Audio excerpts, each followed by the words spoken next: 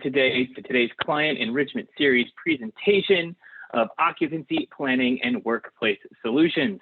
My name is Eric Fulton, and I am the National Program Manager for Customer Outreach and Communication at GSA headquarters in Washington, D.C. More importantly, I am your host for today's edition of the Client Enrichment Series. Before we begin, I do want to acknowledge the little button that should have popped up on everybody's screen if you are joining us via web today that indicates that we are recording today's presentation. We do that because we have a YouTube channel. The Client Enrichment Series on YouTube allows you to access more than 30 of our past sessions, day or night, 24/7 from the comfort of your home. There is a link to our YouTube channel at the end of today's slide deck, and I'm sure one of our team members is going to pop it right into the chat there for you today as well. So thank you for joining us and take advantage of our YouTube channel. Moving on to our next slide, please. This is our first presentation of Occupancy Planning and Workplace Solutions, and we are excited to share this information with you over the next 90 minutes. So, as you can see, we have quite a nice agenda today. Just a little bit over the highlights, we are going to begin with a review of the requirements development process. We're going to identify the most common obstacles and barriers to engagement and to timely requirements development. And then we're going to really get into the meat of the presentation, and we are going to share how we can help GSA's available resources to help customers overcome these barriers that we just identified. And throughout today's presentation, we will have the opportunity to ask questions live in the Q&A pod to our subject matter experts. We are going to cover that in just a moment. And speaking of our presenters, next slide, please. Because we have such a packed agenda, we have a fine stable of subject matter experts with us today. Want to take a very quick moment just to introduce you to each of them. You're going to be hearing from them over the next 90 minutes. Our first speaker today is Tasneem Babrawala. Tasneem is the National Program Manager for Customer Planning for PBS's Office of Portfolio Management and Customer Engagement. We'll also hear from Ryan Dorfler. Ryan is a Senior Workplace Strategist in PBS's Center for Workplace Strategy. Mike Trotter, Program Manager with PBS Center for Lease Project Program Management. Charles Robinson Sr. Charles is Deputy Director of Personal Property Management Division of the Federal Acquisition Service. So we have one of our brothers from the FAS side of the house with us today, and he is in the National Capital Region here in Washington, D.C. We have Anna Cafancelli with us as well. She is the Prospectus Program Manager in PBS's Office of Leasing. Our final presenter today is Jane Schuster. Jane is a workplace strategist and Ryan's colleague in PBS's Center for Workplace Strategy. So before I turn the presentation over to our speakers today, and before we get to our engaging poll question, which you saw a sneak preview of, I do want to go over just a couple of housekeeping things since we do have a packed house today. This is a Zoom webinar, so we've automatically muted your audio, and there is no video just for us presenters today, and that controls the audio and video quality of the presentation. So if you're new to using Zoom, welcome. We've been using this Zoom to Government platform for quite a few months now, and we found it really intuitive and user-friendly. You can customize your viewing experience. You can maximize or minimize the screen that you're looking at to see fit. You can open up any one of the different pods that you see at the bottom of your screen as well, and you can customize your view. So if you want to get a better look at one of the things that our presenters are seeing, try maximizing that viewing area. Now, speaking of those pods, you will see there is a chat pod as well as a Q&A area. I want to talk a little bit about the difference of those today. We want to have an engaging conversation with our customers and audience members today. So if you have a question for one of our presenters and our subject matter experts about the content of today's presentation, please use the Q&A function. So our subject matter experts are going to be monitoring the Q&A area and responding to your questions as we can.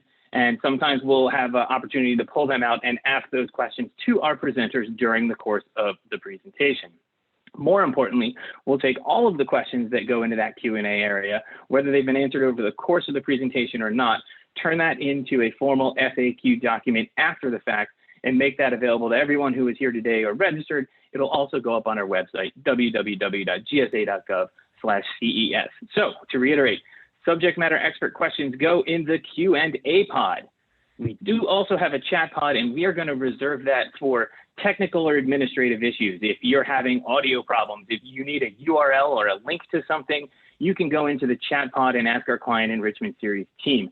They're in there monitoring that chat, but we aren't pulling any of those questions out to ask our subject matter experts. So to reiterate, Q&A pod for subject matter experts. Also in Zoom, there is a raise hand function. We are going to ignore that today. If you have a question for our team members or you need some attention, put it in the chat. If you have a question for our subject matter experts, put it in the Q&A pod, and that should address a large majority of everyone's questions today. So with that said, I want to thank everyone for joining us today. And before I turn over the presentation, we're going to go to the next slide. We are going to have a poll question. The poll should pop up on your screen if you're joining us on the web. If you are calling in today, you obviously won't see the screen. And if you're joining on the web but not through the Zoom app, you may have trouble actually seeing the pop-up. So if that's the case, I'm going to read the poll questions and the answers, and feel free to pop your responses into the chat. And so our poll question today is, what barriers to requirements decision-making does your agency face? And you can select all that apply. This is a multiple choice. So is it questions of funding? Is it questions of time? Is it data and analysis? Is it resources? Is it all of the above? It's quite a popular feature. Or is it something else? And if it's something else, if there's a barrier that your agency has to getting your requirements developed in a timely fashion, we want to know what it is and put it right in the chat. There you go. You can see that poll question right there up on your screen. So we're going to give a moment. Let everyone weigh in. We do want to hear. We have quite a number of responses. This is great, everybody. All right, I think the numbers have stopped ticking up, so we can end the polling. And I can share with you that we have quite a mix of responses. I think that everyone will be able to see that momentarily, but for those of you who can't, we had 38% of respondents said that funding was a barrier. We had 25%, a quarter, say that time was a barrier. 16% data and analysis was a barrier, 23% saying that it was resources, 44% with the big winner of an answer, so to speak, all of the above. And then we did have some people say other, and I hope you put that in the chat and our folks are looking at it. And if you're doing math at home, that adds up to well more than 100%. And so I think that what we can conclude from that is that there are multiple barriers to meeting these requirements development milestones that we're going to talk about here in a little bit, which is unfortunate, but also fortunate given the content of today's presentation. We're going to talk about how we can overcome some of those barriers with a lot of the resources we have here at GSA. So with that said, we are going to pull the poll off of your screen. I am going to turn the presentation over to our first speaker today, and that is Tasneem Babrawala. So Tasneem, the floor is yours. All right, awesome. Thanks, Eric. Good afternoon, everyone. Again, my name is Tasneem Babrawala, and I am the National Planning Program Manager for Customer Planning here at GSA. I'm really excited to speak with you all today, as are the rest of the speakers and presenters that we have. As stated by Eric, we have a lot to share today. And also as stated, we'll be taking questions during each of the section breaks. So I don't want you guys to feel overwhelmed. There will be some time for some give and take. I want to begin today's presentation with why GSA asserts early collaborative planning with you, our customer agencies, is so important, and how that timing of our initial engagement can make or break our occupancy solutions. Like Eric said, we have a lot of solutions here, but only if we can get them in front of you in a timely manner can we actually pursue them. So why is GSA engaging you earlier than we have in the past to begin these discussions, right? So what we found is we did some analysis over the past few years, and the analysis showed us that in our lease portfolio, a typical occupancy takes about 24 months to procure, and this is for our leases. Our federal space is around that same time. And because of that, setting the requirements 18 to 24 months prior to an expiration, it's just much too late. It pushes us into extensions and holdovers that at times can be very costly to the government, and it removes us from the opportunity of taking advantage of markets where we could see more competitive, lower rental rates. Additionally, a business model that allows for consecutive extensions or other short-term solutions puts us all in a no-win situation. I think, one of the reasons that we said in the poll as to why some of these decision making parameters are hard to get to is because of resources. Well, when we keep kicking the can on these occupancy decisions, it creates a workload problem, not just for us in GSA, but also for you all. These occupancies do not, disappear. They come back. And if we do these short-term solutions, they come back sooner, along with a whole host of other occupancies that we still need to look at and plan for. And finally, we know that there are times when short-term solutions do make sense, but we can only get there if we're making these decisions strategically, and we can only do that if we get together early and start collaborating. Next slide. Timing isn't the only reason we need to engage early. In the last decade, we've seen a shift across the government in how we look at space and occupancy decisions. We have seen budgets in crisis. We have seen the need to reduce underutilized space, and at the same time, optimize our footprint. We need to become more efficient and modern with our occupancy needs. We know we still need to meet your mission requirements, but at the same time, we want to make sure that these occupancies are set up for the future workforce. And that's really a future workforce that's made of, folks that are more agile with their space and technology driven. We need that time to collaborate and do that research. Next slide.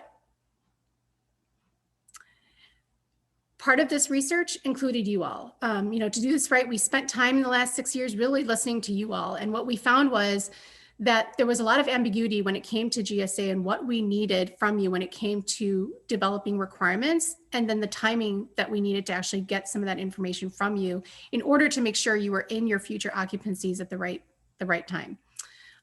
Terminology was also an issue. And so we developed a process to make sure that the requirements process was consistent, and that it was transparent as possible. We call this process the identification phase. It's a key part of our project lifecycle, and I'm going to share that with you in a few moments.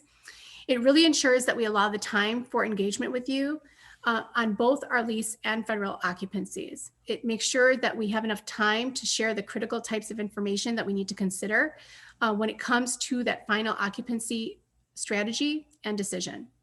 Next slide. So this is our project lifecycle. You'll see the first 3 headers that are darkened. The conversation that we're going to have today, myself, along with the other speakers, really resides in these first 3 blocks. It's this identification, initiation, and planning phases. These 3 phases take a collection of, or happen over about 12 months. This again occurs before we can actually start procuring or executing your space. Each phase is built upon the one before it. Therefore, if we start to slip in the first phase, the identification phase, there's a domino effect. And that's why this identification phase is really super important. Next slide. So I'm going to go through what is this phase really made up of, right? Next slide. All right, so the goal of the, go back a slide. The goal of the identification phase is really to ensure PBS is looking ahead at your portfolio 3 to 5 years in advance. The idea here is that we are being very intentional and strategic in how we approach the initial engagement with you, and that we're bringing information to the table to then have that collaboration on what your future occupancy can look like. Again, this phase not only represents the collaboration that we do with you, but it really makes sure that GSA is working internally with our subject matter experts to ensure that we're bringing information and direction to your occupancy decision. This all occurs prior to our initial engagement with you. Let's go to the next slide. So what is this information that GSA really collaborates internally on before we even come to you, right? So we're looking at what is your current PBS portfolio situation? So what does your current occupancy look like? What are some of the market indicators that are out there? We've been working with you as our agencies for a long time. So we have a lot of intelligence on what is driving your space. What does your space look like across the nation? And then also, what are some of your go, no-go criteria? The idea here is that we're not reinventing the wheel every time we start talking about your occupancy, that we in PBS are bringing that intelligence to you, and then we're collaborating and making sure that your future needs are met, but that we're also sharing, again, any information that can help with cost savings or, again, optimizing the way you look at your space. All right, next slide. This just kind of breaks down the timeline. You can kind of look through each of the boxes. Again, this is for a typical project. What you'll see in parentheses is what we look at for our prospectus level projects. These timelines do stand as a no later date. So meaning we are going to engage with you on most projects that are not prospectus at that 36-month mark. Again, the idea here is that before we even engage with you, we are doing our due diligence and bringing information together. We come to you at that 36-month to start sharing information with you and begin that collaboration. If a project is really complex, we may even come and reach out to you earlier than 36 months. But again, that is on a case-by-case basis. And as you kind of go through each of the boxes, you'll see that within this 12-month period or this 6-month period, what we're doing is really dictating and working with you through what your strategic requirements are. And again, those strategic requirements are those high-level parameters that really make up your space, right? Kind of like we showed in that slide before. It's your square footage, your parking needs. It's the box of your space, not kind of the detailed space that we do as we get into fuller requirements development, and that we'll talk about in a few slides later. Next slide. All right, so the document that we use to really kind of provide that transparency and consistency is what we call the client project agreement. At this point, I'm hoping that the majority of the folks on this call are familiar with this document. And trust me, I know some hate this document and some really love it. But really, the CPA is a sign of our times. It reflects what OMB and Congress has looked to GSA to provide, which is a documentation of why we make the decisions that we do when it comes to occupancy planning, and ensures we collectively address the critical issues such as efficiency and utilization, cost reductions where possible, making sure we're identifying that we're taking advantage of opportunity zones. So a lot of these critical items that, we and GSA have to make sure that we're looking at, this document really kind of provides that roadmap. And then it also ensures that, again, we're being transparent with you all to show, these are the drivers. And at the same time that we're using these drivers to meet your mission needs. Again, this document is used for both federal and lease occupancies. Just because a client project agreement is completed does not mean that that's a move needs to happen. In some cases, this can be a really be a way to show that you have to have a stay in place solution. And so again, the idea is a client project agreement is really there to just document the decision and show that there's agreement between GSA and you, our customer agency. Next slide. All right, so this last slide is just a roll up again of the timing. It starts with, what do we expect at that strategic level, right? The identification phase, that idea that we're engaging with you early, starting to have that collaboration using the client project agreement. And then we actually even have, what does the timeline look like for our finalized requirements? Like we said before, if it takes us about 24 months to actually procure or execute an occupancy once requirements are in hand, we have to make sure that we have finalized requirements at least 24 months before an occupancy expires. And again, we know that's not always possible. And that's what we're really going to talk about today. In cases where that's not possible, is there something that we can do faster with our delivery of services? That is some of the solution that we're going to be sharing with you guys today. I think the major takeaway from this slide for you all is just engage with us. Even if you don't have all your answers, if you don't know exactly what you need, start engaging with us, because we have a host of solutions that can help you kind of get through these phases to make sure that you have an occupancy that meets your future needs. With that said, next slide. I think this sets us up with questions. Eric, do we have any? I know I just shared a lot of information. You did, and actually we do have a couple of questions that I think are worth addressing to everybody, both relating, at least the two I've got here, to the CPA. I'll read this question as asked via Tasneem. The question that came in is, why is the SF81 not accepted? All right, thanks, Eric. That's a wonderful question. We actually do get that quite a lot. So let me set the record straight. An SF81 is accepted. In fact, any way a customer agency wants to give GSA information on their future needs, we will take it. If you want to write it on a piece of paper, you can write it on a piece of paper. If you have a system that gives information through a form, we will take that form. We will take an SF81. You can give us your needs any way that you feel is the easiest.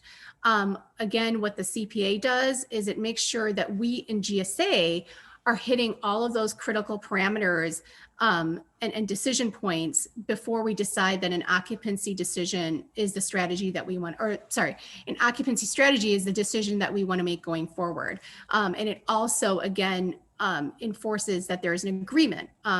So just because we get an SF81 from you does not mean that that's the project we're definitely going to go forward with. There is that collaboration. There is that double check with the client project agreement that we in GSA would then start putting together. We would fill that out based on what you gave us on that SF81. And if it matches up and kind of meets all the parameters that we're trying to push forward, then that SF81 would stand in as the agreement to that CPA. If for whatever reason there's a change, there's discussions, and now the CPA looks a little bit different than that SF81, then we would ask for an agreement by the customer. Another question, Eric? I got a couple coming in. Let's address this one. I think that it particularly in this day and age, probably pretty pertinent. What if a customer can't physically sign a CPA? Will an email suffice if it has all of the concurring documents? Yes, the answer is yes. So if, you cannot electronically, sign the CPA, or, you find it hard to take that document and sign it, we will take agreement via email. We'll take agreement, again, through any kind of mechanism that shows up in writing that what we have in the client project agreement is the project that you as a customer agency want to go forward with. So for instance, if I'm the person sending you the CPA and I send it as an attachment and I say, hey, can you take a look at this? This matches your SF81. We just want to make sure you're good with it. You can reply back and say, yep, this is fine. Or if you have an issue, obviously you can write that as well. All right. All right. Yeah, thank you, Tasneem. There's some other questions in the Q&A, but I'll just encourage everyone to keep using that Q&A pod if you have more questions on this subject. And Tasneem can transition to the next portion of the presentation. Okay, great. Next slide. All right. So, we had that poll question earlier, and I thought it was really interesting. And I took down some of the answers as Eric was sharing them. But obviously, some of the answers we already knew. So this wasn't magic. We had the slide in here before. But obviously, we've been talking to our customers. We understand the barriers to engaging with us and coming up with decisions around your occupancy, especially with everything that's going on in the last year. That just kind of throws a whole bunch of other unknowns into the pot, right? But we know that funding is an issue. We know that resourcing is an issue. And we know that data analysis at times can be an issue. And that's really why we're here today. Obviously I spent the last 15 minutes talking about timing and stressing the need to collaborate with us and engage with us, but we get it. There's a lot of unknowns out there. There's a lot of issues around resourcing and funding, and we want to help you guys navigate this. Next slide. And so let us help you navigate. GSA has come up with ways to assist, whether it's refining your needs or figuring out your needs in the first place, right? Or if you don't have the resources to analyze your needs, or if it's a timing issue, or you need a solution faster than the typical project cycle might allow. We have solutions. Some of these solutions have existed for a few years and we've been able to really kind of further develop them. And some today you're going to hear for the first time and they're kind of brand new. We want to make sure that at the end of the day and at the end of this presentation that you're aware of what GSA can offer.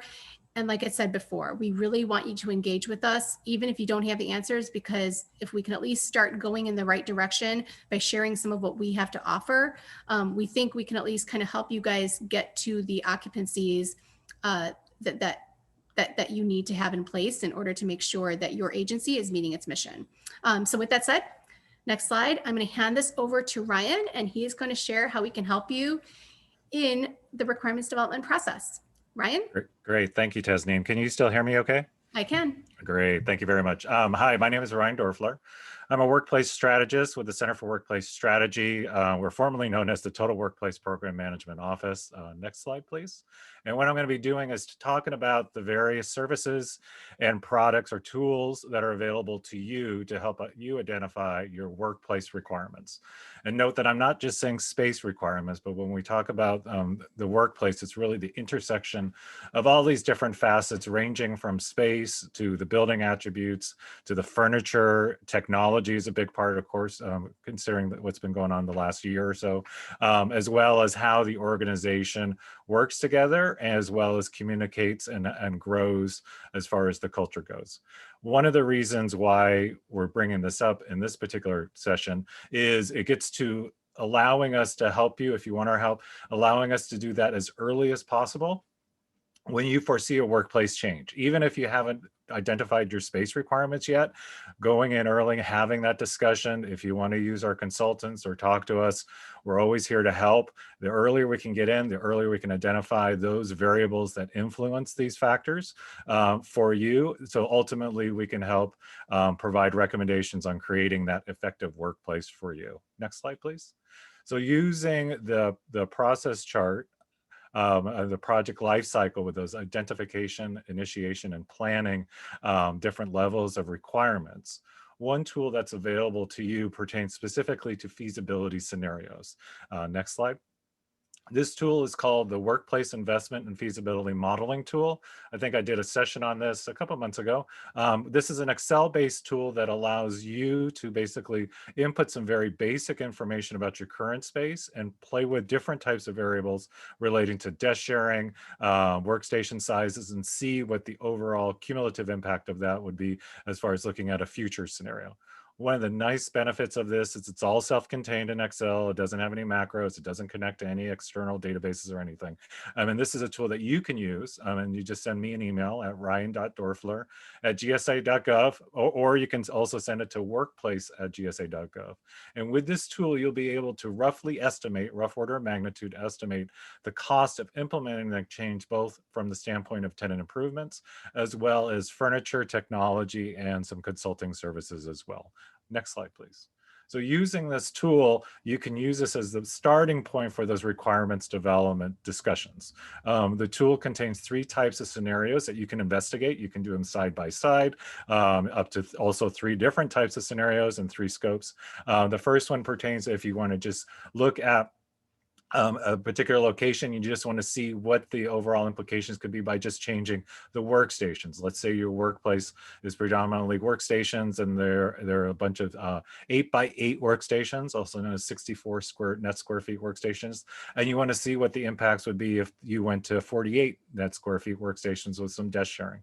WIFM allows you to see that. What it also does is it allows you to see if you want to expand the scope of that workplace change to also include taking out offices and meeting rooms and support spaces, and then renovating those while leaving any special support spaces unchanged. And by special support, I mean things like SCIFs, evidence rooms, laboratories, those spaces that one would not typically find in a commercial office setting.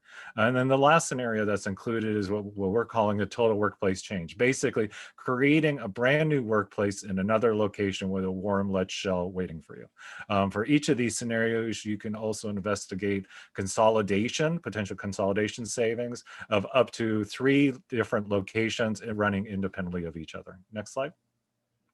The way that it works is with a little setup, as it says there, and the tagline on top. WIFM is pretty easy to use. The first thing to get it ready is you just need some basic information about your current space, some overall space areas, just rough order of magnitude, average individual size, workspace sizes for workstations and offices, and a few other details pertaining to your future workplace project. Then within WIFM, you're able to try out different scenarios related to desk sharing, number of participants, percent of participants that are that will be in the desk sharing program, desk sharing ratio, which is typically expressed as number of people sharing a seat, You can also look at the implications associated with changing workstation and office sizes, playing with the distribution of those workstation and office sizes, that allocation, if you will. And then also there's a way of trying out different types of bundles of standard support spaces like meeting rooms, collaboration areas, and those kinds of things in a relatively easy to use interface. And once you, with each of those scenarios, as you're using them, WIFM will automatically recalculate rough order magnitude space calculations, including utilization rates, both all-in utilization rate and administrative office utilization rate. For all of these calculations, you have a line-by-line breakdown that you can use as a starting point for a more robust requirements development effort. It also provides an inventory of the furniture that's a part of this scenario, as well as those cost calculations that everybody likes to see, relating to both refreshing unchanged space as well as building out the new space, which includes the tenant improvement, the provision of furniture for the new space, some technology as it pertains to like soft phones on the desk, and also a nice budget figure related to workplace consulting as well as change management, which is really driven by the degree of workplace change that's going on. Next slide.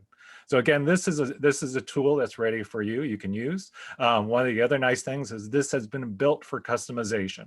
There are some customization features that are already as part of the tool that once you receive it and a little bit of orientation, I'll show you where that's at, where you can change the names and sizes of the individual workspaces, as well as the standard support spaces, as well as some of the descriptions, as well as if you have your own furniture contract and you would like to see what you want WIFM to use those figures instead of the ones that we put in here instead, you can customize that pretty easily as well. If you want to do more robust customization for your agency to really hone in those figures, you can just give me a holler and we can talk about how we can customize the default WIFM, a version of WIFM, so it better suits you in a variety of different ways, ranging from utilization rate calculations to how special space types are identified and costs, as well as fine tuning all those different rough order of magnitude estimates that are in there. Next slide, please.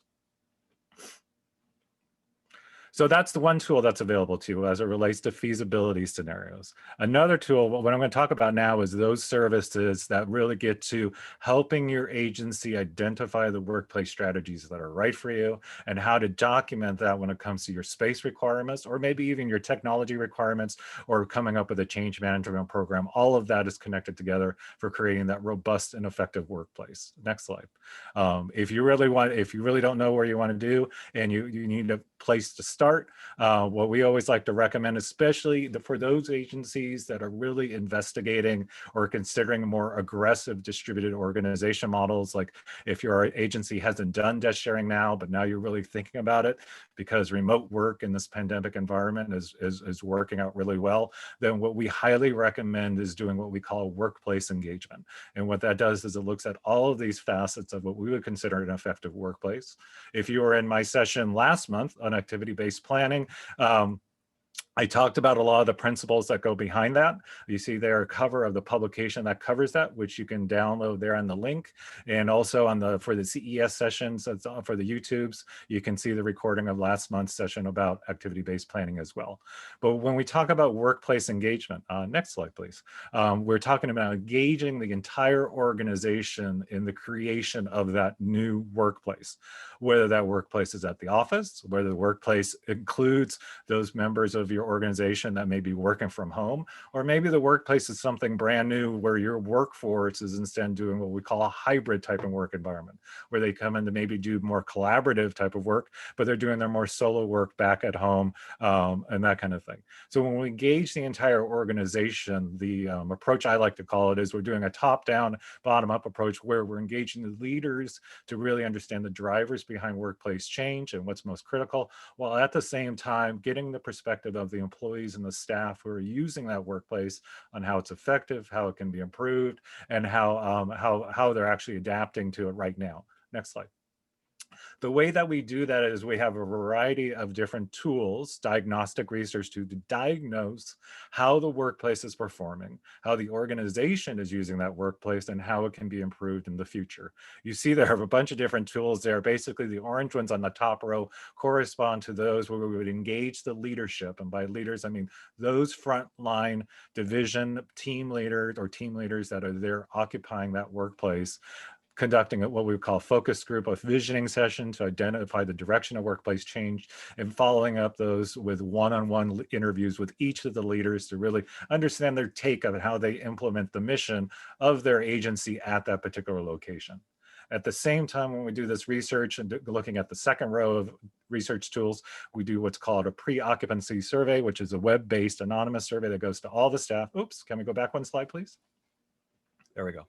And then which looks at a variety of different things, particularly around mobility and desk sharing and how they do their work. So if you're looking at implementing a more aggressive mobility or desk sharing strategy, I highly recommend doing something like this so you can get a really good read of the things you need to consider when that gets rolled out. We often follow those up with employee focus groups as well to further explore the occupancy survey results. And then we overlay that on the last row there with some more independent evaluation of how the workplace is being used. One of them is something called a current space analysis. Well, we'll bring our team of experts in to walk through your space, or in this environment, we may ask you to virtually show us your space, either through your phone or some other type of technology so we could see how it's being used. And we also use something called a workplace scorecard, which helps quantify the more qualitative access to the workplace and how it's performing and how that built environment is really working for your staff. The other type of tool is a time-space utilization, where we actively monitor how a space, like a meeting room, for instance, is used in real time. And then the last one is we may, if you have the data available, like VPN login data or building access data, occupancy data, we would look at that, as well as do a trend analysis and compare all this information to ultimately come up with a mix of workplace strategies. Next slide, please. So on the next slide, you'll see the types of strategies that we investigate for each of those different facets of the workplace. So in the workspace, it's the ones that we're probably more used to. And when it comes to, we may recommend some strategies as far as how the workplace neighborhood is designed, the space program calculations, lighting and acoustic considerations, how desk sharing could be implemented. And then we may also investigate those things, what we call more the real estate requirements, let's say co-location requirements with our agencies. One big one is that third bullet is if you're looking at an entire portfolio, particularly those with larger real estate footprints, and you want to look at consolidation. And really, it's kind of like, let's say you have 4 locations and you want to look at consolidating as well as adding in a robust work at home program and mobile work and all of that kind of stuff. We would do certainly focus on that in our workplace strategy investigation. Furniture recommendations are always included, as well as taking into account ergonomics and make sure that's addressed.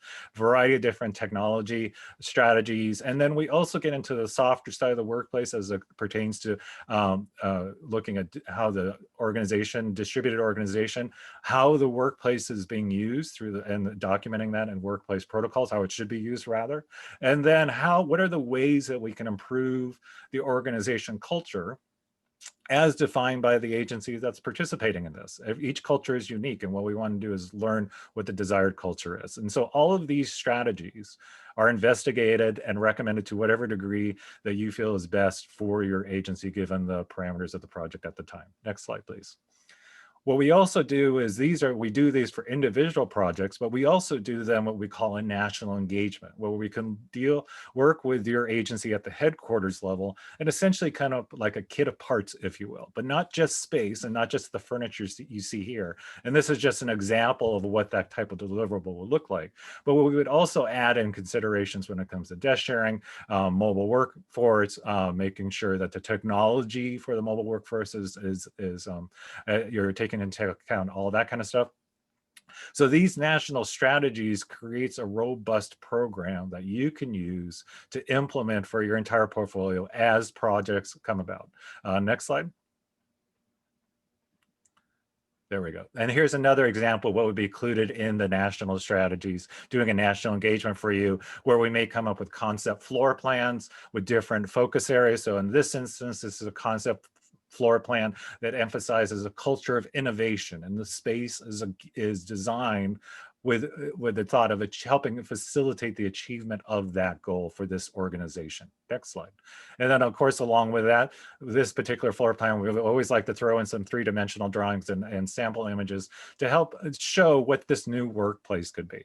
So these are the types of deliverables that are included in a national engagement, and very much similar to what we would include for a more project location specific workplace engagement as well. Next slide.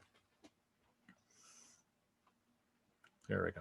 So along with that, what we also do is in a workplace engagement is we would also develop, we always recommend developing what we call workplace protocols. And admittedly, this is after the requirements, but with a good solid requirements package, then developing these at the same types helps ensure that that workplace is performing as it's originally intended. So workplace protocols that help guide the organization on how to use the new workplace. We like to evaluate the workplace after it's been occupied to make sure it's performing the way that we want it to perform. And then overlaying all of that with change management to help guide the organization on this new workplace initiative as far as using everything that's been established for them. Next slide. So now there are some additional tools that you can use now. So if you just you don't want to do a workplace engagement and say, okay, that's a little too much trouble. We pretty much got all figured, but we really could use some help like space calculations.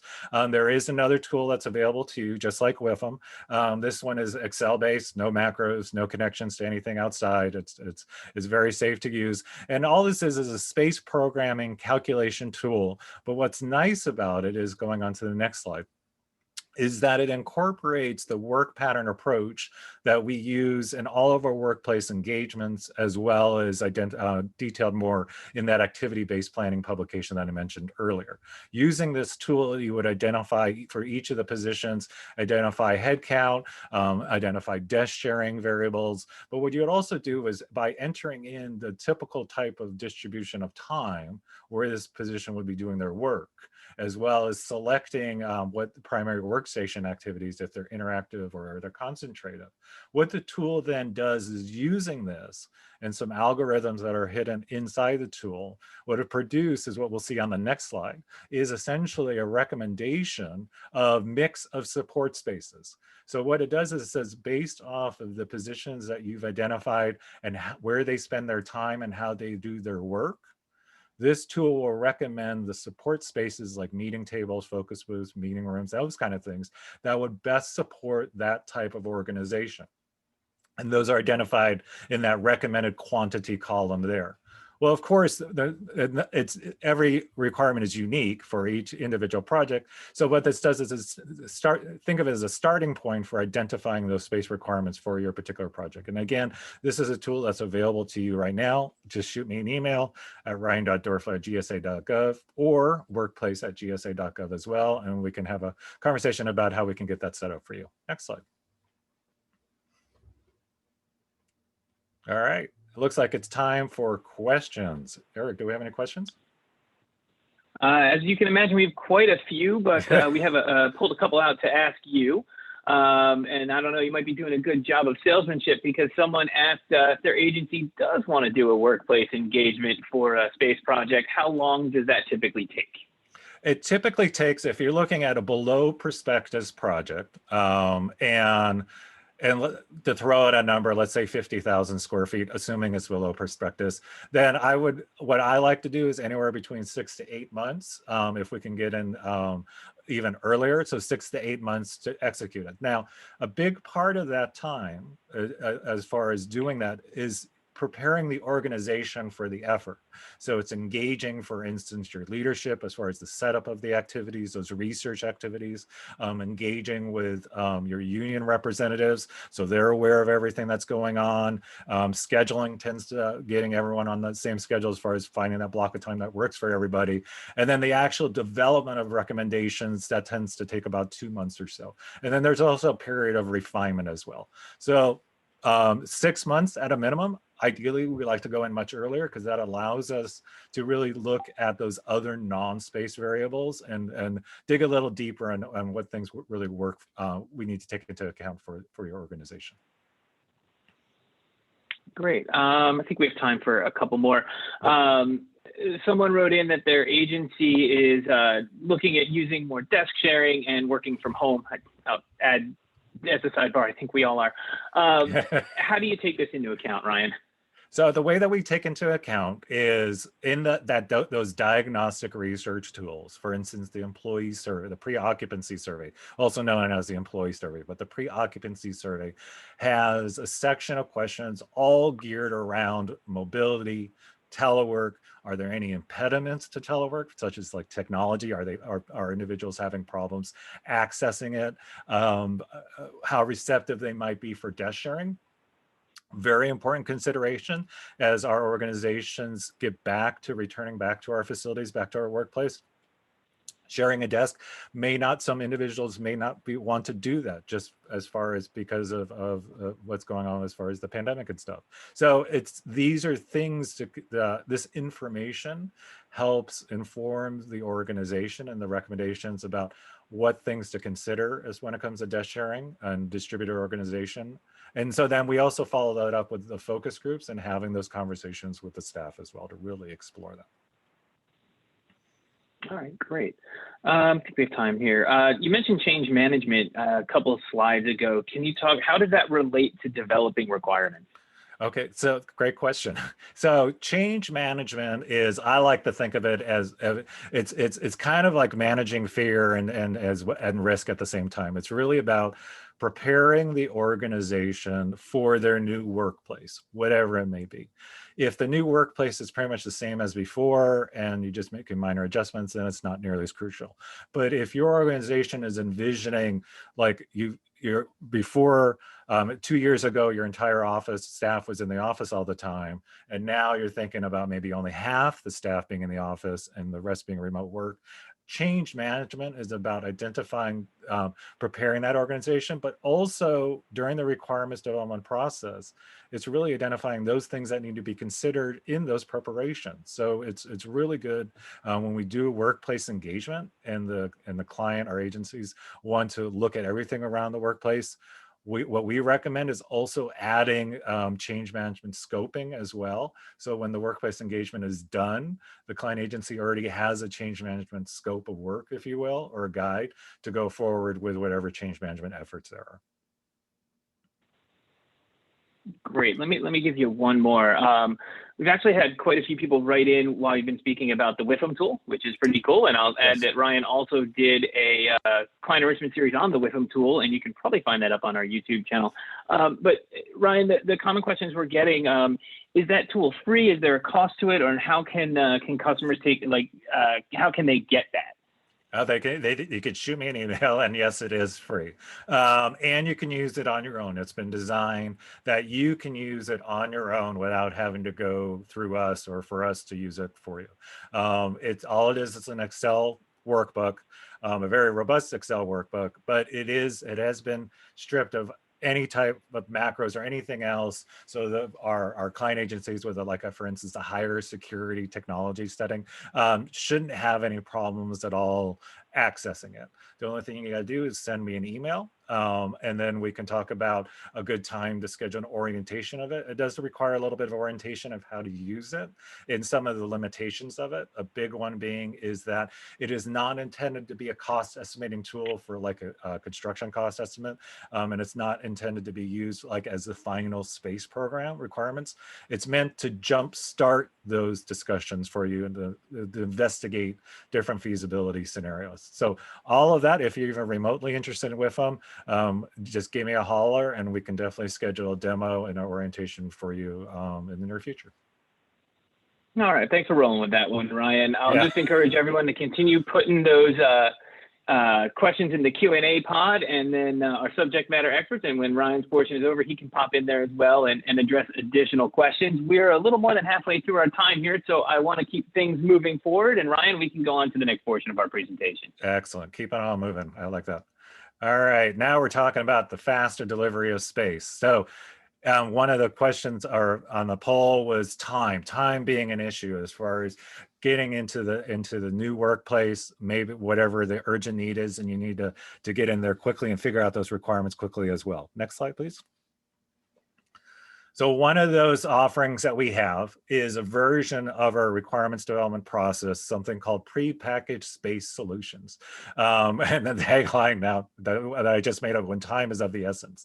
If you think about the more classic triple constraint of scope, time, and cost on a project, the common wisdom, I don't know if it's wisdom, but you commonly hear is like, pick two. You can't have all three, but if you need to focus on two, which two would you focus on? In this instance, if you're not too particular about your workplace and it's all office space, and you really just need to get in there and use the space and have something quickly, what I like to think of it is you're really focusing on the time, and we want to focus on the cost as well. What we're going to do under Prepackaged Space Solutions is we take care of the scope for you, if you will. Next slide, please. The way that it works is the benefits are basically all about speed, accelerating the schedule, decreasing the amount of time for requirements development and the generation of DIDs. Level 1 DIDs plus a little bit more have already been generated for these floor plans. It's been created with our leasing experts, so it's all market friendly. Really being able to get there quickly, and then all of the floor plans and the requirements that have been developed all yield a utilization rate below 180 usable square feet per person. It also takes into account furniture. One of the big things about this and why the cost is the way that this works is all of the floor plans in here. What we've done is leveraged our furniture and IT or fit offering, which is covered at the end of our session. And it allows you to basically amortize the cost of the furniture over a period of time. So it's not like you need all of the funding up front to cover your furniture. Next slide. So the way Prepackaged Space Solution works, it's basically a 4-step process. First one is we pick a model based off of your size or seat needs. And each of these have been designed in a way to accommodate different types of desk sharing ratios. Now, you're not limited to just one model. Next slide. You can combine the models together. So in this instance, we've combined models D and C together to yield a much larger requirement. Now, admittedly, these have been pre-done before knowing what the floor plate size is, where the column spacing is, and all that kind of stuff. But by just having this in the DIDs, we've dramatically jump-started that step in the process because it's something for them to work with and adjust versus doing it from scratch. Next slide. The next step is that once we selected the models, there we go. Then we use a calculator. And this calculator, you see, this is another calculator that we have available. This one is, you put in some basic information, like it's an awesome project with a great client agency. You put in some information about the location, and then you choose your models. And then what it does is it automatically calculates, picking from those models, the space program calculations, the tenant improvement costs, again, rough order magnitude, as well as the cost of furniture. And those costs are taken from our furniture and IT offerings, which again, I'll cover at the end of the session a little bit later on. Next slide. Now, what's nice is once we've narrowed down which of the floor plans, then we go through more of a fine tuning phase where we have pretty much created a range of what we call curated options where you can choose from different furniture components and finishes for your workplace. The next slide. And then what we do to wrap things up is we bundle all these requirements together to come up with that requirements package. So we have a conceptual design floor layout with all of the native files. We have that detailed space program and rough order magnitude TI estimate that the calculator takes care of, as well as the furniture inventory and estimate. And then also on top of that, for all of the floor plans, we also have what we call level 1+ design intent drawings. It's basically level 1 drawings plus some level 2 drawings that we thought we can do, given that we don't know the exact location of where this new workplace would be created. And on the next slide, it shows those types of drawings that are included. Oops, there we go. That are included in what we call the level 1+ DID. And I want to think, so what we're going to do is, here's everything about Prepackaged Space Solution. Again, if you're interested, you can give me a holler. I believe you can also reach out to your planning manager, and there's a bunch of different other contacts. But pretty much everyone knows about Prepackaged Space Solutions. So if you're even remotely interested, again, give us a call, and we'd be more than happy to help. So with that little preview of our next speaker, let's go on to the next slide. I'm going to turn it over to Mr. Trotter to continue talking about the faster delivery of space. Yes, excellent. Thank you, Ryan. I appreciate that. All right, so Ryan just walked you through a pretty intense requirements package development. He had prepackaged stuff, and he had the WIFM tool, which is excellent source of resource, excellent source to develop those requirements. In that planning stage, initiation stage. And as we move into how do we move the section of the presentation is about faster delivery. So we have all these tools available. We have the CPAs available, as Tazeen presented, and then we're going to work and kind of display some of the tools that are available for that we make the faster delivery of space better for you and quicker to get to your end user space. So you're one slide too far. Go back one. Thank you. Oh, there we go. All right. So we have procurement online tools that are available that have been for a couple of years now. And Ryan presented the prepackaged requirements, which was pretty thorough. And again, get in contact with Ryan if you want to talk further with that stuff. We have what is called the RSAP or the RSAP, the Requirement Specific Acquisition Platform, which is an online platform. And most of our platforms are online. The lease office platform, the leasing platform, which allows you to go in and do e-commerce type procurements. This reduces the administrative burden on the agency and our agency. It also reduces operational costs and reduces common errors and omissions, right? So it's pretty quick turnarounds on submissions for paperwork back and forth. And then the AAAP program, which I'm sure you're well aware of and have heard of at this point, which is the preferred method for online procurements. So each one of these procurements, so you can go to the next slide. So for each one of these procurements or tools, it really can reduce the cycle time roughly around 3 to 5 months of the procurement phase, right? So Ryan's been walking you through the procurement, the requirements package development, and how can we quickly dive into those details, and how can we get to the market faster and get ready for the market.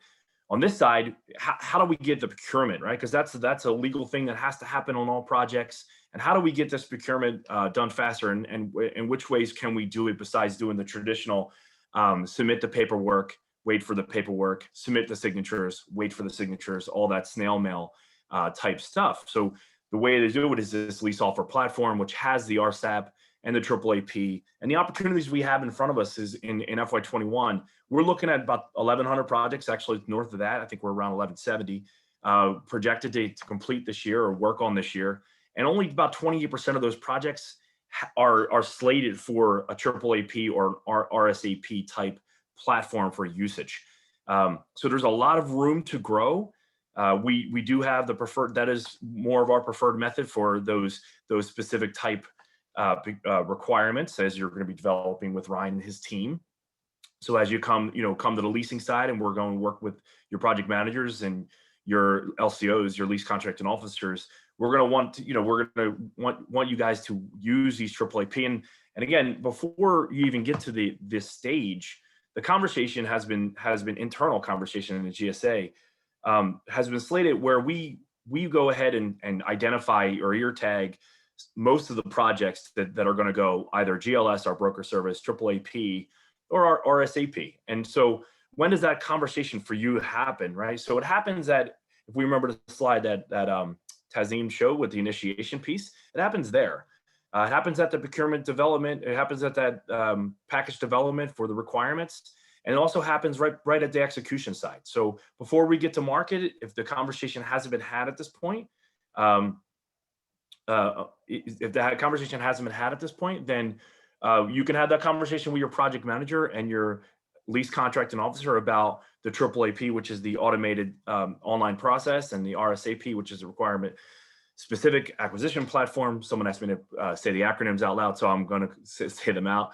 And then, so in addition, so most projects, as I said, should go AAAP as long as and I believe we're accepting prospectus projects on that platform, and they have different terms available now. It was when it first rolled out, it didn't have different term lengths. So now we do offer different term lengths, and you'll have to talk to your specific contact to kind of discuss what the best strategy is for your project and what term lengths you're going to go into.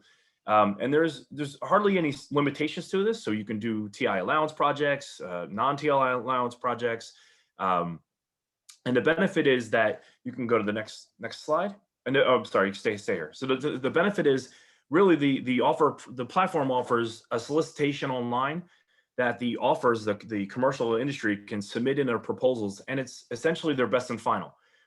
It eliminates the back and forth between the offer and GSA, and really just gets us into the point of not negotiating, but accepting those clarifications and going back and forth. And then there's that final walkthrough for acceptance of that space. And we've seen upwards of about 5 months trimmed off projects. One of the examples that we have is, in Madison, Illinois, we ran a Department of Transportation project, which was a AAAP project. And it cut off from the requirements development to the procurement award. It cut off exactly 76 days. And that was a 15-year project with 13 firm on that project. And another one was Mount Carbon, West Virginia, which the incumbent won. Yes, you can have this, and the incumbent can still win. They have the opportunity to put the proposals as well as everybody else that's in the market that has the buildings that fit your strategies and your square foot needs. And in the end of that project, for mine and safety, they trimmed off 78 days on the procurement cycle.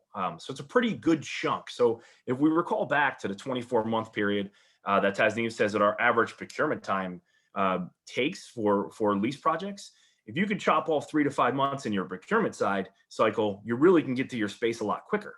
And if you've developed your requirements through Ryan and his team, it's even faster than that. And then we can go quicker to that into design, and we'll actually know clearer costs when we get to that market side of it. And then, so next slide.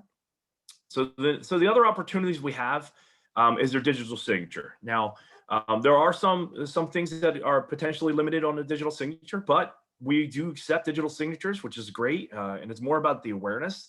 And this really does eliminate, every time we get a signature from either the agency or internal GSA, or even to the commercial industry, the real estate industry, it cuts approximately 2 weeks off of every document that's transferred back and forth. And those who have been through the experience of lease projects, there's a lot of documents that have been passed back and forth in a 24-month period. So if you could trim off 2 months or 2 weeks every time a signature has to be sent, you can imagine the amount of time that you will see in your cycle time. So, and again, we're trying to get this 24 month cycle down to the most efficient, most value-based time frame we can. And if we can trim off 2 weeks to turn it into 24 hours, which is 2 days or 1 day, then we're trimming 13 days off. And so that's the procurement side of faster and delivery of space. The other thing, kind of in the next slide. So the other thing that Ryan really touched on, which is the design intent drawings. So obviously, if you've worked with Ryan's group, you're going to be a little bit further along on your design. Instead of having the written document through the CPA and the creation of requirements on a detailed level in written form, you potentially, when working with Ryan's group, you'll have an actual layout and potentially DID level 2s.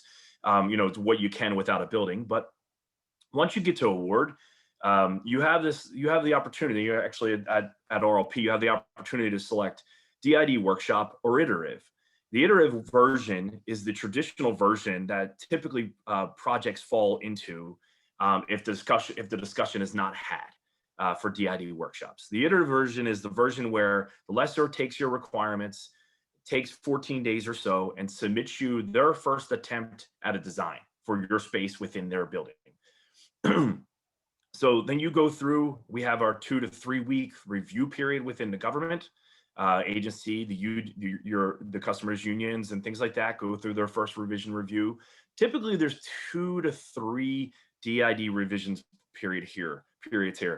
If we're doing this over a 6 to 8 month period, we're extending the length of review time by almost 3 months by doing the iterative version. The DID workshop offers another opportunity where we can trim time from the schedule and also get the inline or get the I guess I would say in person traditionally, but now in the pandemic, we are running them actually on live platforms such as Zoom, like we're doing today. And we've done a couple major ones down in our region, our Atlanta region, Region 4, with FDA Labs, which was a pretty intense DID workshop. And that was done live online, and we're currently running the VAC box in that direction as well. So, and what that is basically the lessor takes the drawings, takes his first stab, and instead of submitting the drawings to us for us to go to our corners and do our reviews separately, he or she actually presents it to us, and then we sit together for a 2 or 3 day period, and we watch the manipulation of the design in front of us. We watch them review our comments. We watch them, then we can make live comments and live changes at the moment. This typically trims off 2 to 4 weeks for every submission of DID.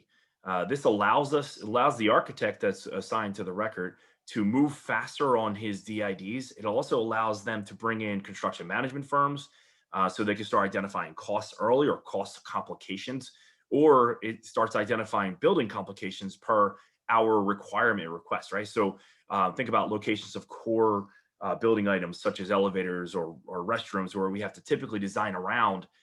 We could do that live, and those really low-hanging fruit comments of, can I put this here because of egress, that can happen, live within the workshop. And so what we're seeing in traditionally when we do design intent drawing or DID workshops, we see a potential of 3 months trimmed off at minimum.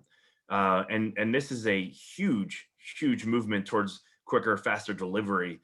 So if we pair everything up with what Ryan has presented, plus the procurement style and this design, we're looking almost trimming an entire year off a project and potentially more as we enter into those designs.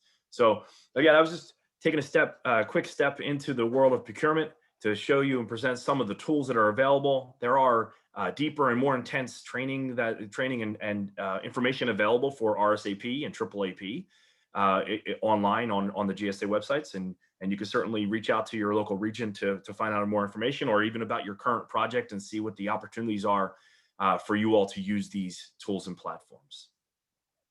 Next slide. And I believe that was my section. So Eric, is there any questions?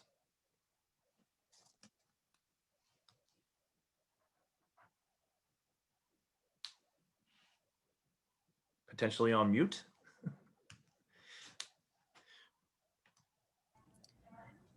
As Eric's looking at the questions, I just want to say, Mike, I know through our analysis over the previous years, DIDs are usually where we end up seeing a big time suck, right? So I just want to really emphasize that idea of like really cutting the time down on DIDs.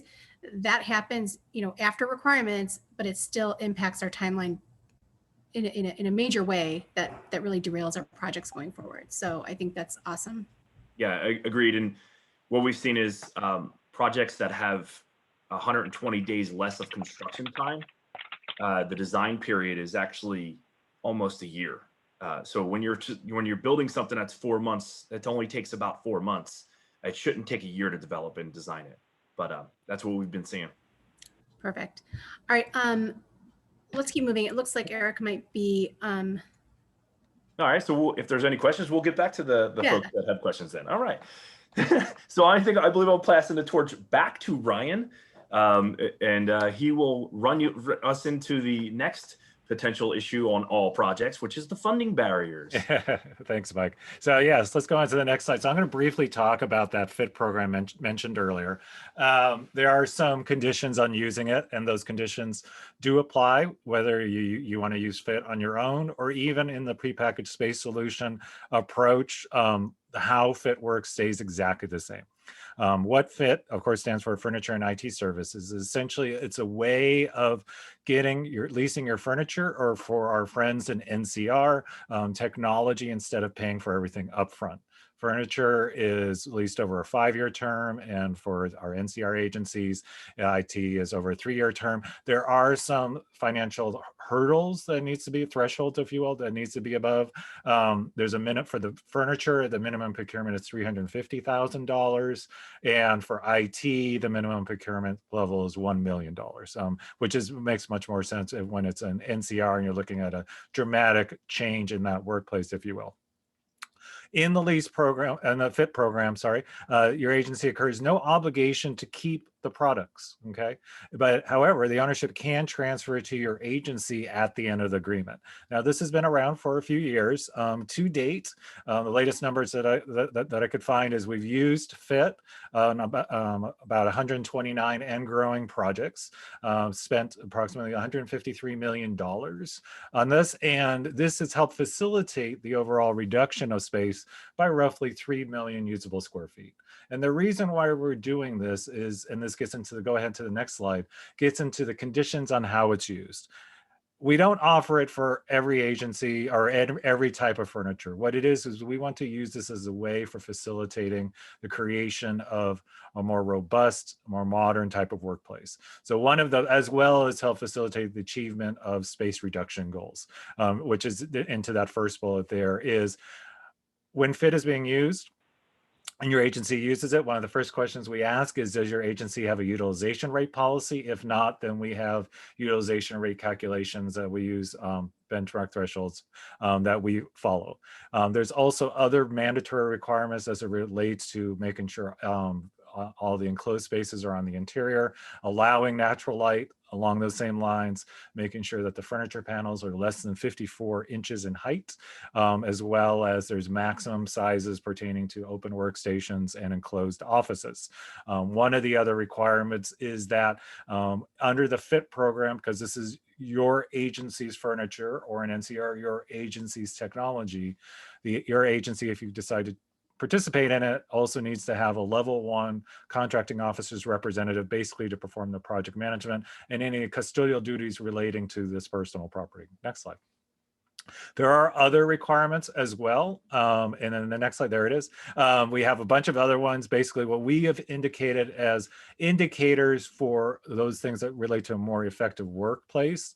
And the additional requirements is as far as basically picking 6 out of these 9 requirements that are indicated here. Some relate to acoustics, which you see on the top right when it comes to a variety of reduced noise spaces, and the next one below it regarding acoustical treatments. Some of it is about just the flow of the space, which gets into the third one down on the left, where it talks about open, interactive, free-flowing space, right where the cursor's at. And some of it, we want to make sure it's the furniture is based off an assessment of how those employees that will occupy the space do their work, versus something that's just based off of a grade or a position. So that gets into, on the left column, the fourth one down, or the second one from the bottom, where it talks about workstation sizes are based off of how they do their work and their job, not their GS level. So there are some requirements, and there is some restrictions as far as funding is not guaranteed on the FIT program. I would say if you're remotely interested in using this on your project, at the end of this presentation as an appendix, you'll see a map. And that map contains all of our what we call regional workplace executives across the land in each of the GSA regions. They're more than happy to talk about more of the particulars of the FIT program and how it applies for your specific project. Or as always, all things workplace, you can send us an email at workplace@gsa.gov, and we'll be more than happy to get you in touch with the right person. And with that, I think that's it for me today. And now we're going to turn it over to Charles to get more into furniture and personal property strategies. Thank you, Ryan, and good afternoon again. I appreciate the opportunity to partner with my PBS colleagues on this customer enrichment series. As some of you may know, personal property management is specifically personal property disposal is usually not considered early in the occupancy planning process. And there may be good reasons for that. But the customers is so heavily involved in the requirements, development, and resources, identifying and overcoming barriers and addressing funding issues, that sometimes personal property becomes an 11th hour consideration. So just as a reminder, I'd like to let you know what is personal property, you might be asking. Isn't it part of the real property, or isn't it part of the space? Well, personal property basically consists of the contents of the current space that you operate out of. It could include office furniture, office equipment, appliances. It could even include AC units on top of your building or tanks that are connected to your buildings, as well as vehicles, trucks, cars, vans, what have you. So when your agency decides that it's going to move into new space after you've done all the requirements, planning, and so forth and so on, you normally, in some cases, you decide to move into newer space, and that space is often smaller space. So you might be asking, what do you do with the agency-owned assets or the agency-owned personal property? You're likely not going to move that old property into your new space. You're likely going to buy or lease new personal property. For example, we're currently working with DHS, and they are vacating 6 or 7 buildings currently, and they're using our services that I'll be talking about in the next few seconds. And we also have the Census Bureau on the horizon, and they're also, I guess they've completed their counting initiative, and they're going to be vacating some space, or at least they call it reimagining some space in their headquarters building in Suitland, Maryland.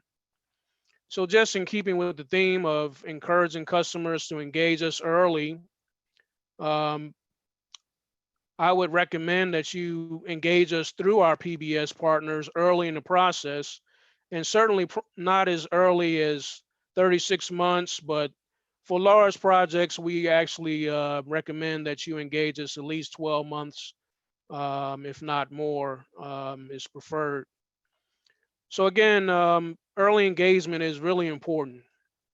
It allows us to offer the full array of options, and I call them the tier 1 options. The first option is reuse. Your agency has expended funds to purchase the property, and to reuse that property is to save taxpayer dollars. So the first option is reuse within the federal community. Second option, donation. We donate quite a bit of property to state agencies throughout the country, and they in turn donate the property to nonprofits, public agencies, primarily in the field of health and education. And if we have the opportunity, we can offer the property for sale to the public. Some of you may be familiar with our surplus sales program.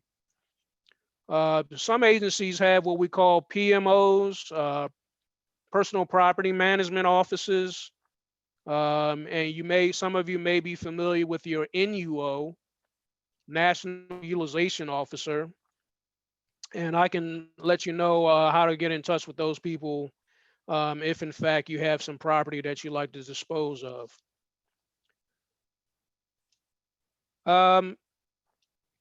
So another reason why we ask for early engagement is because it supports cost avoidance. The 3 options that I just mentioned, they don't cost your agency any money. And if we are engaged in this process early on, again, most of the options don't incur costs, and so your agency will experience cost savings if that's the case. Those who pick up the property from the federal level or from the state level, or even those who buy property from us, they're actually the ones who are responsible for disassembling the property and transporting it out of your space. Another point, as you can see there, is that it increases the probability of success.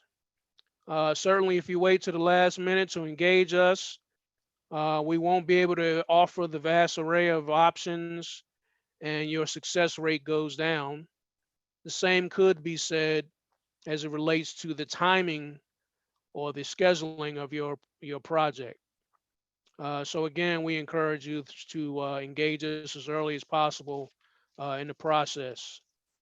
Regarding the budget, again, most of the options that I just mentioned, I call those the tier 1 options.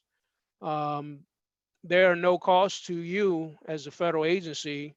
However, if you have to go to what I call the tier 2 disposal options, and that includes transporting the property to our warehouse. We have a personal property center in Springfield, Virginia, and we handle mostly the East Coast agencies, although we do receive property from other agencies throughout the country, or sending the property to like a recycling center or a scrap metal scrap yard. You're going to have to transport those items to our warehouse and to the scrap yard, and you'll definitely incur some costs. So you're going to need to plan for those tier 2 type options. So certainly some resources that we have available, and I only have this one slide here. So just to wrap it up, to talk about some of the resources that we have available. Again, I want to remind you that you should have a personal property management officer in your agency. You definitely will have an NUO, a national utilization officer, and you can certainly look at our website who that person is. They might be located within your agency locally, or they might be located at your headquarters office. AAS, our assisted acquisition service within the Federal Supply Service of GSA, is available to assist you with any acquisitions. And also we have links on this slide, and I believe on the near the end of the presentation, we have some links that go to our what we call slip sheets. These are fact sheets about our property program that you can always look at. We have links to property disposal guides at gsa.gov/property. We also have training available, more in-depth training that we offer on all aspects of our personal property program at gsa.gov/events. And we also have a couple of different tools, e-tools, we call them, GSA Access, GSAauctions.gov, that facilitate our auctions. Those slip sheets that I mentioned can be located at our customer mailing list service, cmls.gov, and you can find, again, more information about these various slip sheets that I mentioned. Thanks, Charles. I'm actually going to move us forward. I think that was a lot of really good information. Can we go to the next slide? I know we're running out of time. I know a lot of people have other meetings. We are supposed to end in about 7 minutes, but if you guys can hang on with us, we do have a couple more things we want to share. And I wanted you to get a chance to really talk about kind of the funding aspect when it comes to our leases. So Anna? Okay, great. Hi, I'm Anna Caffancelli. I work for the National Office of Leasing and Lease Project Management. So as we saw earlier from the entry poll, 38% of you said funding is an issue when executing lease projects. So in an effort to address the upfront funding challenges of reducing your footprint, moving and replicating into new space, GSA has developed a suite of solutions for both federal and lease space under a program called Project Liquidity. The Project Liquidity suite of programs was essentially developed as a creative funding approach for projects with compelling cost savings. Ideally, the program would be used if your agency wanted to reduce its square footage, but is hesitating due to lack of upfront funding for move and replication costs. Utilizing this alternative funding mechanism, these programs are created to get your projects across the finish line. Oh, next slide, please, thanks. So essentially, the program was originally proposed as a solution for the National Capital Region, which has a highly competitive rental market that frequently offers sizable cash incentives. While these concessions did not have restrictions from the offerors, our GSA's PBS pricing policy would only allow the agency to apply the concessions to free rent or to buy down TI. This program allows the agency to apply a cash incentive to move costs and associated personal property, furniture, TI, or applied as free rent or as a rental rate reduction, wherever your agency needs it most. Next slide, please. So you're probably asking, how does this program work? Where does the funding come from? There are essentially two ways to use the program. So the first, as I had mentioned, is a cash incentive option, where the lessors offer a cash allowance unilaterally. It's not a predetermined required amount listed in the RLP. This option will most likely be used less often, as it's simply a way to utilize free rent that's been offered unilaterally from the lessor. Now, the second option is really where we feel the program can make the most impact. After you've developed a solid move cost estimate with your project team, the LCO, lease contracting officer, will advertise that specified tenant improvement cost as a requirement in the RLP. And those costs would be intended to fund not only your typical TI costs, but also fund customized TI, furniture, and move-related expenses, wherever your agency would need it most. Next slide, please. So, what types of projects are best suited for the move cost program? Full disclosure, this program may not work for everyone. The program's not intended to be used instead of your typical process for budgeting for move and rep costs. We understand that sometimes you have situations that occur that are out of your control and could not be foreseen, and therefore, not due to our lack of planning or budgeting, require us to pivot and change course. So, if you have a space requirement that you would like to reduce your square footage, or you have two spaces that you would like to consolidate to gain better efficiency, this program may work for you. Ideally, the savings from the reduction of space would outweigh your move and replication costs. If your agency can certify that you have insufficient timely funding to award that specific lease in that fiscal year, this could work for you. The requirement is for both the cash incentive and the enhanced allowance options. If your space's requirement is located in a market with ample competition and has lessors that frequently offer cash incentives, or at least able to provide that additional enhanced TI allowance in their lease proposal, that is a more preferable situation for the project, for the program to work. So again, the option may work in smaller metropolitan areas, but we don't want to rule out any of these projects. But in order for the program to work, we do need lessors that are able to secure financing or have the cash to cover the required costs in the RLP.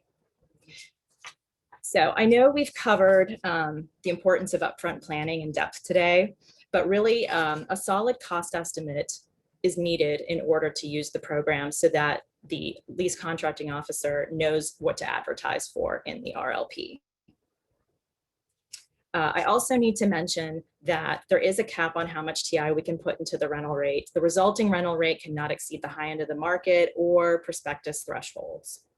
So your agency will have to decide if they would descope some items or if you would have to come to the table with a small RWA for the delta of that cost. Next slide, please. So I wanted to give you guys an example of how the program would work. This next slide shows an example of a project we currently have in our move cost program. The agency is reducing by 106,000 rentable square feet. Their move costs are $122 per usable square foot. Now, despite adding that cost into the rental rate, the $5.50, the new lease is still projected to have savings of $2.2 million annually, or $43.9 million over the next 20 years. Now, I know that I've thrown a lot of information at you just now, but essentially, the key takeaway of this program is that it allows your agency to include all of your project costs typically funded via RWA into your rent, as long as your agency CFO can justify the financial need and that rental rate does not exceed the high end of the market. So if you have any additional questions, feel free to reach out to me or your national customer leads or national planning managers.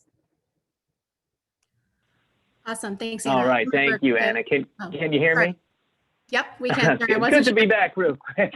No, it's good to be back. Thank you, Anna. Please put those questions in the Q&A pod. I'm aware that we're at our allotted time. We're going to truncate to a couple of minutes, the last part of our presentation, then go into closeout. So if you can hang on for just a few more minutes with us, we really appreciate it. I'm going to turn the final portion of our presentation on over to Jane Schuster, who's going to talk about some of the resources that GSA has available to assist in planning to return to facilities. Thanks so much, Eric. And I know we're just at time, and so I'm going to keep this really brief. I'm Jane Schuster from our Center for Workplace Strategy, formerly the Total Workplace Program, as Ryan had mentioned earlier. And if you could go to skip, I think 2 or maybe 3 slides. Yep, keep going. One more slide, please. All right, perfect. That's great.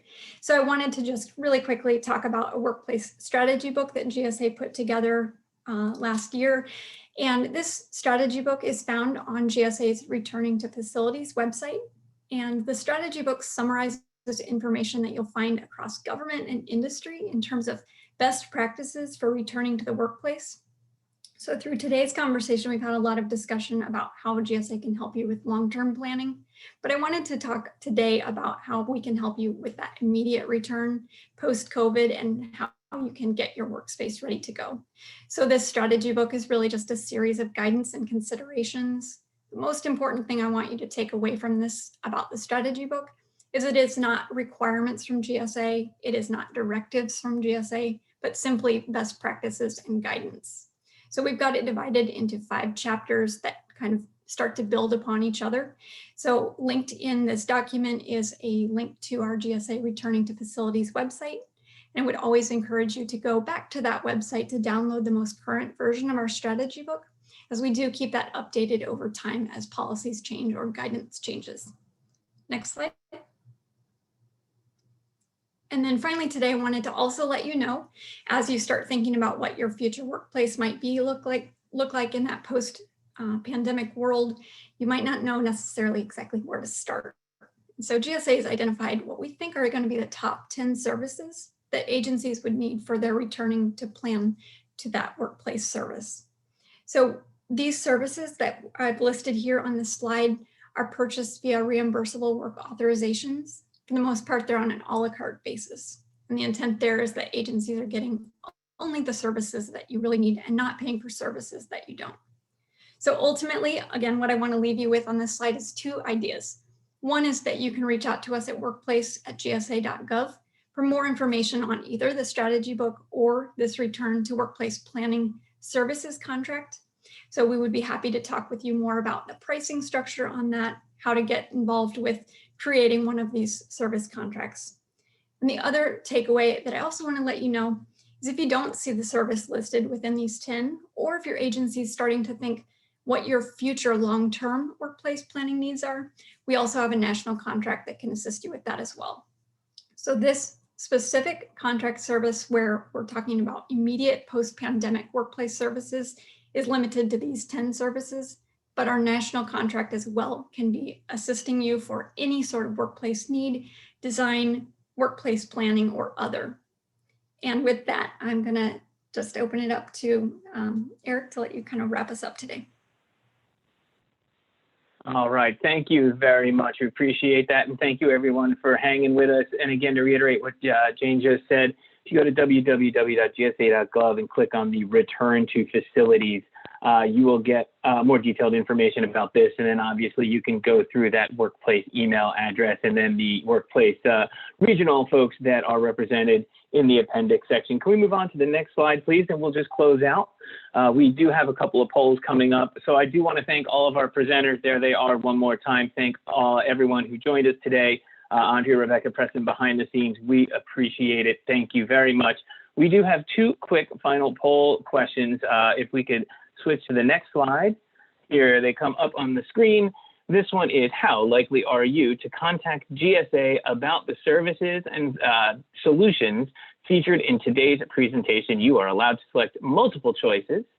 And the choices we have are very unlikely, unlikely, neutral, likely, or very likely. And when you're done that, I can shift your eyes down a little bit and we have, would you be interested in a follow-up CES session, which could take a deeper look at these solutions and select all that apply. And so, yeah, we're obviously efficient. For more information to know what of you heard today do you want more information about? And I think the responses to this poll and the limitations of time we had toward the back end of today's presentation probably give us plenty to work with over the next couple of months. So what we'll do is we'll keep gathering those poll questions. I can tell you that it does look like for about 38–40% are likely or very likely to pick up the phone and call us here at GSA. And then there's a lot of interest in some of the different things we saw today. In particular, it looks like we have the workplace tools. We do have a couple of existing sessions on that already, but we can fine tune those. And then we have portfolio analysis, space solutions. So just a lot of interest all around. So CES team, I think we have a little bit of our work cut out for us as we develop these solutions moving forward to help our customers. So since you registered today, you are part of the CES group here, and you will receive information from us when we have more direct sessions on these particular things. And then obviously you will get follow-up information from us on this. All right, without further ado, I do want to transition into the closing housekeeping. We can advance to the next slide. Once again, thank you everybody for joining us today. 90+ minutes of great information and resources. Up on your screen today are links to a lot of helpful information on the GSA website and elsewhere. Also at the back end of the slide deck is an appendix where you'll find even more information, including the regional workplace managers map that we had talked about earlier. So all of the questions that we got to and the ones that we didn't get to in the Q&A pod today, we're going to pull those out, turn it into a formal FAQ document, post it up on our website, www.gsa.gov/CES, and we'll share it with all of you who attended today so that you will have a record of it. So if you didn't get your question answered today, it will be answered by our team of experts in the near future.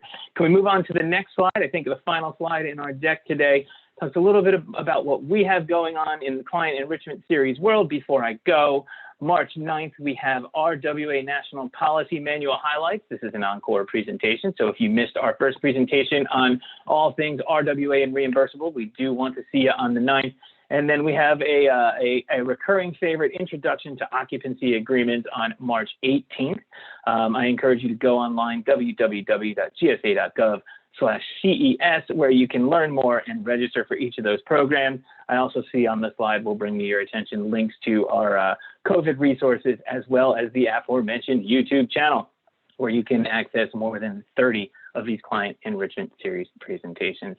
Well beyond our time, so without further ado, I just want to thank everybody and remind folks that the goal of the Client Enrichment Series is to engage our audience in workplace topics that contribute to your mission success and to the effective management of your real estate and workplace portfolios and programs.